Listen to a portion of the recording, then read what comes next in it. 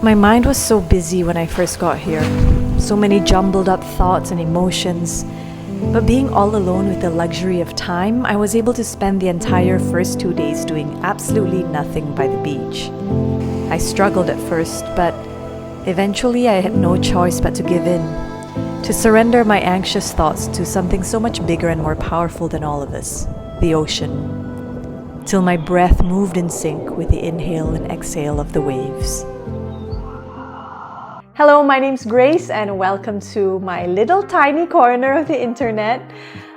So one of the reasons why I started this channel was because I wanted to connect with other women around my age, 30s, who were also interested in traveling, especially solo traveling. So in March 2024, I made a promise to myself that I was going to pursue my best life possible for 1 whole year. And that involved traveling around the world. So I was going to see if I could make money selling some online content and also through getting work as an actor and performing artist in whichever country I visited. So the official journey started at the start of spring, April 2024. I know we don't have spring in Malaysia, but just in my mind. Fresh start, yes, April, spring. And so the first place that I went to, I made a complete intuitive decision to go to Phuket. I needed to start off slow. And honestly, since 2020 when the pandemic hit, I have not actually stepped off the hamster wheel. I have been in survival mode ever since. And it's only when I went to Phuket and I told myself hey, you have this whole 1 month to yourself. Try not to do too much. Just let your nerves settle, let yourself be and just relax.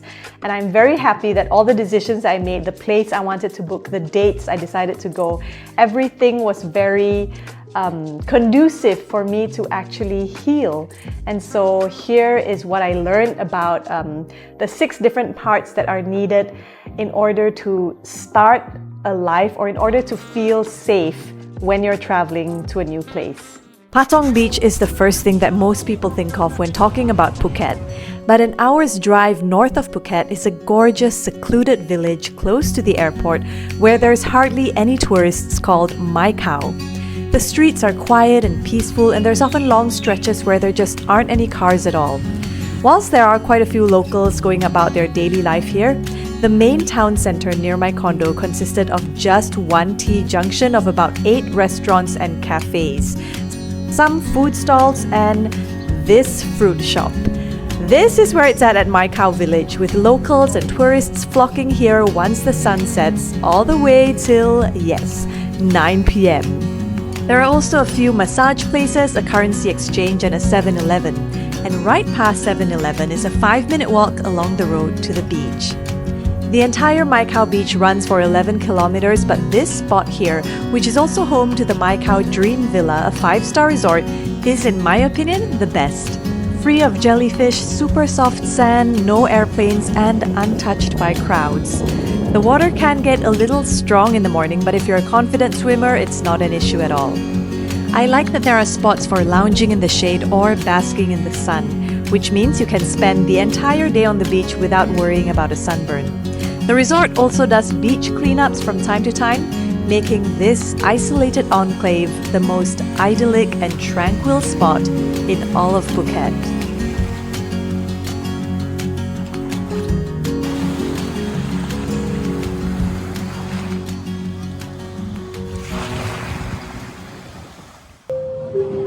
Most people who start long-term travel in their 30s tend to have a "I quit my 9-to-5 job to travel" story. But my career as an actor and performing artist meant that I had already been on the road of freedom and pursuing my passion for almost a decade now.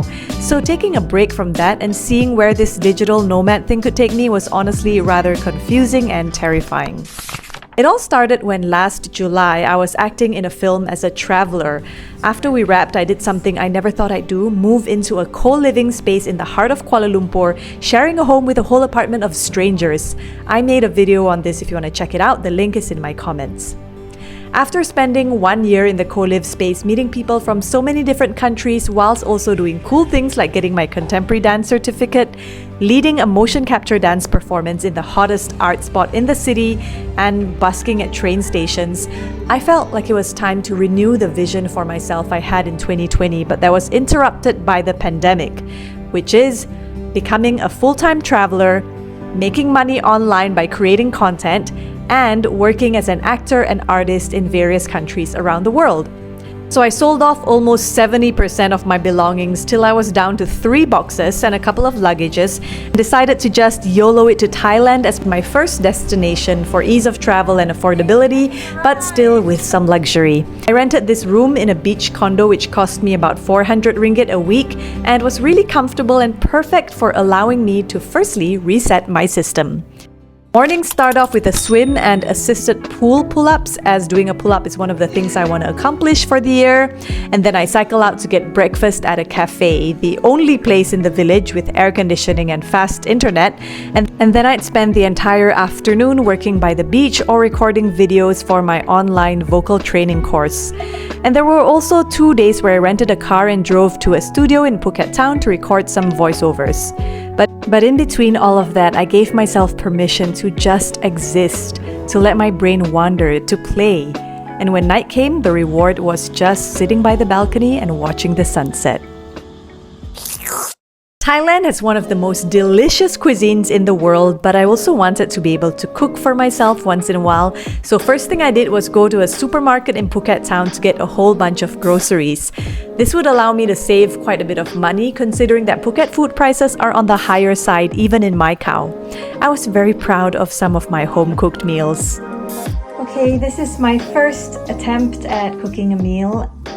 He's so cute! Look at this chopping board! He's so small! Some of my favorite meals were composed almost entirely of 7-Eleven products.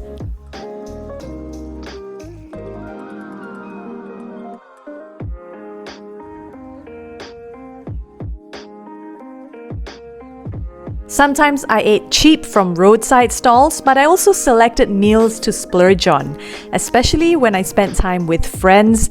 I wouldn't care about the price. Which brings me to part 5. It would really be impossible, especially for a 50-50 introvert-extrovert like me, to go a month with no friends. But despite my loner nature, I happen to be blessed in making new friends and meeting new people.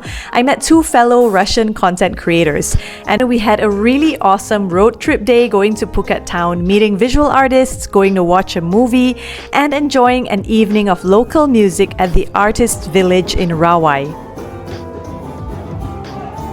And then we ended the night at Nai Harn Beach, in which my Malaysian friend joined us too. The following weekend, I hung out with that same Malaysian friend and her friend as well, and we went to Patong Beach. I don't think a Phuket trip would be complete without at least exploring the nightlife scene here. But more importantly, I got to make friends with someone that I truly connected with. But it's not just deep connections that are important. New science shows that there's power in our everyday simple interactions, saying thank you to a waitress or hello to a shopkeeper. When I started this journey, I told myself I would take nothing for granted, and it made me realize how precious these interactions actually are. It was definitely also because the locals I got to know were really warm and genuine, and when the month came to a close, I started to feel completely at home. Until it was time to leave. And then... This is so not fun. Just spent the night, or I wouldn't say night, I would say 2 hours sleeping in the car.